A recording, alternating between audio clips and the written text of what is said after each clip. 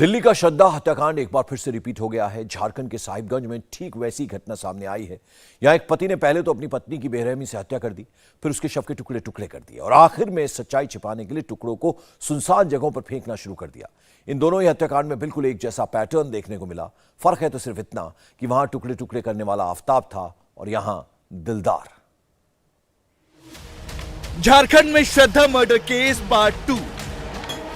पति ने की पत्नी की निर्मम हत्या, शव के किए टुकड़े टुकड़े। अभी श्रद्धा मर्डर केस के खुलासे को ज्यादा वक्त नहीं बीता कि एक और सनसनीखेज वारदात ने सबको चौंका दिया। दिल्ली के बाद झारखंड के साहिबगंज जिले में श्रद्धा मर्डर केस का रिपीट टेलीकास्ट देखने को मिला।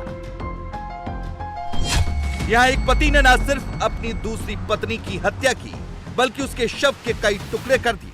कुछ टुकड़े उसने घर में छिपा दिए, जबकि अन्य टुकड़े मोहल्ले के आसपास सुनसान जगहों पर फेंक दिए। जब लोगों ने जंगल में कुत्तों को इंसान का मांस खाते देखा, तो इसकी सूचना पुलिस को दी। इसके बाद मामले का खुलासा हुआ। अब तक पुलिस को 18 टुकड़े मिले। सिर समेत दूसरे अंगों की तलाश पुलिस कर रही है। का पहाड़ी जो यहाँ के रहने वाली बोरियों के गोड्डा पहाड़ी बोरियों में रहने वाली है, वो एक दूसरी शादी दिलदार अंसारी जो यहाँ पर बोरियों का है, फाजिल टोला का, उसके साथ ऑलरेडी उसकी पहली पत्नी थी। इसको लेके आपसी फैमिली विवाद चल रहा था। इसी फैमिली विवाद के चलते उसको रूबिया पहाड़ी को इन लोगों ने एक साजिश के तहत उसकी हत्या कर दी और लास्ट को टुकड़े टुकड़े करके आंगनवाड़ी के जो इसके थाना से 500 से दूर पे है वहाँ पर फेंक दिया गया। रेबिका और दिलदार के बीच काफी समय से अफेयर था, लेकिन दोनों की शादी के लिए परिवार राजी नहीं थे। रेबिका के पिता और मां दोनों के संबंधों का विरोध कर रहे थे। 1 महीने पहले दोनों घर से भागकर थाने पहुंचे थे। यहाँ पुलिस ने दोनों की शादी कराई थी। दिलदार की ये दूसरी शादी थी। इसे लेकर दिलदार के घर में रोजाना झगड़े होते थे। इन्हीं झगड़ों से तंग आकर दिलदार ने रेबिका की हत्या कर दी। वहीं पुलिस ने बेला टोला से दिलदार अंसारी को हिरासत में लिया है और उसकी निशानदेही पर पुलिस ने एक बंद पड़े मकान से शव के कुछ टुकड़े बरामद किए हैं। लेकिन इस हत्याकांड के बाद मृतका के परिजनों में डर और गुस्सा साफ नजर आ रहा है और अब वो इंसाफ की गुहार लगा रहे हैं। उसको चाहते हैं कि फांसी सजा भी करना चाहते हैं, उसको घर भी तोड़ते करना चाहते हैं। कई ऐसा कि हम लोग गरीब आदमी को ना चाहते रहेगा, उसको पैसा है ना, राजा है, बोलेगा हमको पैसा है तो हम लोग जो निकाल भी सकते हैं। पूछे थाना में, थाना कोर्ट में दे कि पैसा निकाल, वो भी निकल जाएगा। मेरा बेटी चला गया है, उसको पीस कर दिया।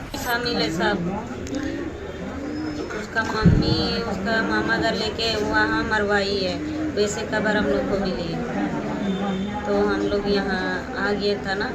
और हम लोग को डर है कि हम लोग को भी वो लोग छोड़ेगा नहीं, एक एक करके मारेगा सब लोग को, वैसे वो लोग डरा रहा है। तो वो लोग को फांसी का सजा होना चाहिए।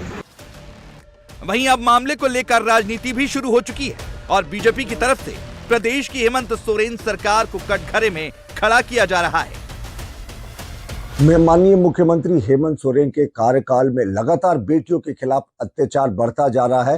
रेप केसेस की संख्या रिकॉर्ड स्तर पर पहुंच गई है। बेटियों पर अत्याचार थम नहीं रहा है और अल्पसंख्यक वर्ग से आने वाले कुछ कुंठित मानसिकता के लोगों का मनोबल इतना बढ़ गया है कि वो बहुसंख्यक समाज की बेटियों को लगातार टारगेट कर रहे हैं।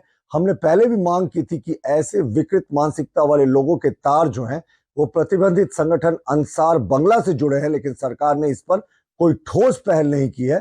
तो हम माननीय मुख्यमंत्री हेमंत सोरेन को चेतावनी देते हैं कि अगर इस हत्याकांड का अविलंब खुलासा नहीं हुआ तो हम सड़कों पर होंगे। एक के बाद एक सामने आ रही इस तरह की घटनाओं ने लोगों का दिल दहला दिया। अभी एक घटना से लोग ठीक से उबर भी नहीं पाए थे कि दूसरी घटना ने एक बार फिर झंझोर कर रख दिया है। इंडिया टीवी हर वक्त हर जगह डाउनलोड करने के लिए सर्च करें India TV news Google play store या ऐप स्टोर पर।